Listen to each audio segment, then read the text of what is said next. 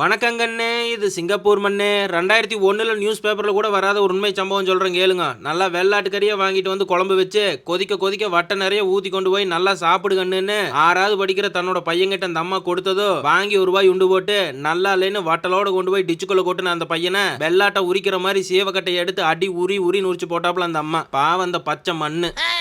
அந்த பச்சை மண்ணு வேற யாரும் இல்லை, நான் தான்.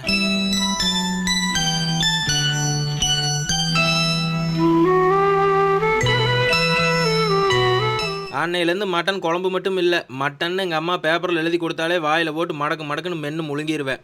மட்டனை வாங்கிட்டு வந்து மஞ்சத்தூள் போட்டு கொஞ்சம் எண்ணெய் ஊற்றி குக்கரில் வேக வச்சு எடுத்து பட்டை, கிராம்பு, ஏலக்காய், மல்லி, மிளகு, சீரகம், சோம்பு, வரமிளகா, கருவேப்பிலை இதெல்லாத்தையும் நல்லா வறுத்தரைச்சு தாளிப்புக்கு எண்ணெய் ஊற்றி சோம்பு, பச்சை மிளகா, கருவேப்பிலை, வெங்காயம், இஞ்சி பூண்டு பேஸ்ட் இதெல்லாத்தையும் போட்டு நல்லா வணக்கி விட்டு வெந்த மட்டனை இறக்கி கொதிச்சு கொஞ்சம் ட்ரை ஆனதும் அரைச்ச மசாலாவை தூவி பரட்டுனா தூளான மட்டன் சுக்கா ரெடி.